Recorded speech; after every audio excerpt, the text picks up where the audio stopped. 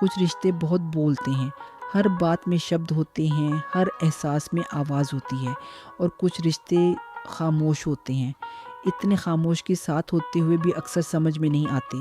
ये कहानी भी ऐसी ही एक खामोश मोहब्बत की है।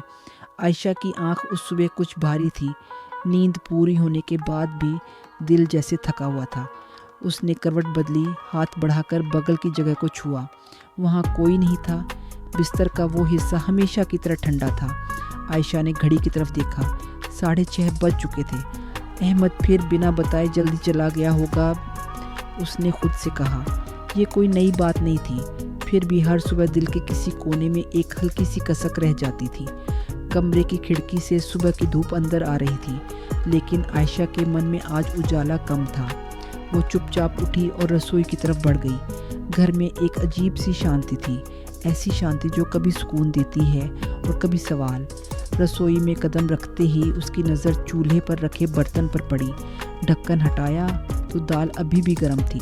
साथ रखी प्लेट में रोटियां कपड़े से ढकी हुई थीं।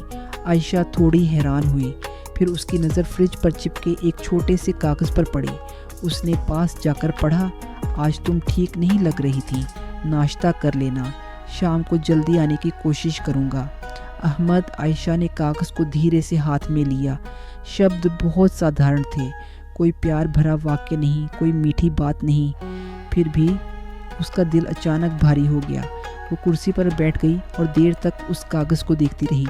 आयशा अक्सर सोचती थी कि क्या अहमद उससे सच में प्यार करता है। वो कभी नहीं कहता, मुझे तुमसे प्यार है। न तारीफ़, न लंबी बातें, न वो एहसास जो फिल्मों में दिखाया जाता है।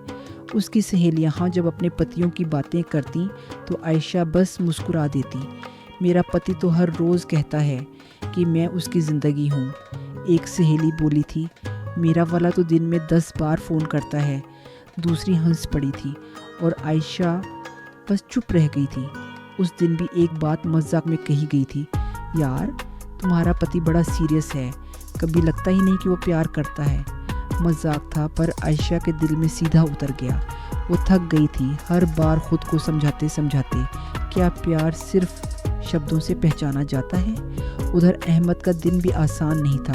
दफ्तर में काम का दबाव, जिम्मेदारियाँ और भविष्य की चिंताएं, वो सब चुपचाप सह लेता था, क्योंकि उसके दिल में एक ही सोच रहती थी, घर ठीक चलना चाहिए, आयशा को किसी चीज़ की कमी न हो। अहमद प्यार जताना नहीं जानता था। उसके घर में कभी प्यार के शब्द बोले ही नहीं गए थे। उसने प्यार देखा था जिम्मेदारी में, खामोश साथ में और वक़्त पर फ़िक्र में। वो फ़ोन उठाता, स्क्रीन पर आयशा का नाम देखता और फिर वापस रख देता। क्या कहूँगा कि काम में हूँ या थका हुआ हूँ, चुप रहना ही बेहतर है, वो खुद से कहता। शाम को अहमद ने सच में जल्दी आने की कोशिश की। दरवाज़ा खुला, आयशा ने नज़र उठाई। अहमद अंदर आया, चेहरे पर दिन भर की थकान, लेकिन आंखें सीधे आयशा को ढूंढती हुई। तबीयत कैसी है, उसने बस इतना पूछा। आयशा ने हल्का सा सिर हिला दिया। बस। आयशा चाहती थी कि वो बैठे, पूछे, बात करे, लेकिन अहमद चुपचाप हाथ धोने चला गया। रात के खाने के बाद आयशा कमरे में चली गई। कुछ देर बाद वो बाहर आई तो देखा अहमद रसोई में बर्तन धो रहा था।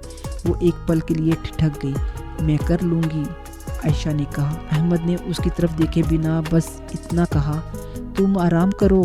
कोई लंबी बात नहीं, कोई प्यार भरा भाषण नहीं, बस एक साधारण सा वाक्य। उस रात आयशा देर तक सो नहीं पाई। वो बिस्तर पर लेटी और सोचती रही, क्या प्यार वाकई सिर्फ कहने का नाम है। उसे याद आया जब वो बीमार हुई थी तो अहमद ने कैसे छुट्टी ली थी। जब वो परेशान होती थी तो अहमद बिना पूछे सब संभाल लेता था। जब ज़रूरत होती थी वो पहले पहुंच जाता था। आयशा की आंखों से आंसू बह निकले। शायद मैं प्यार को गलत जगह ढूंढ रही थी, उसने धीरे से कहा। अहमद। हाँ। अहमद तुरंत चौकन्ना हो गया। तुम ज़्यादा बोलते नहीं हो, आयशा ने कहा, लेकिन आज मुझे समझ आया कि तुम्हारी खामोशी भी प्यार से भरी है। कमरे में कुछ पल सन्नाटा रहा, फिर अहमद बोला धीरे से, मुझे प्यार दिखाना आता है, कहना नहीं। आयशा मुस्कुरा दी। उस पल वो समझ गई थी, हर मोहब्बत शोर नहीं करती, कुछ मोहब्बतें बस साथ निभाती हैं। पति पत्नी का रिश्ता शब्दों से नहीं, नीयत से पहचाना जाता है।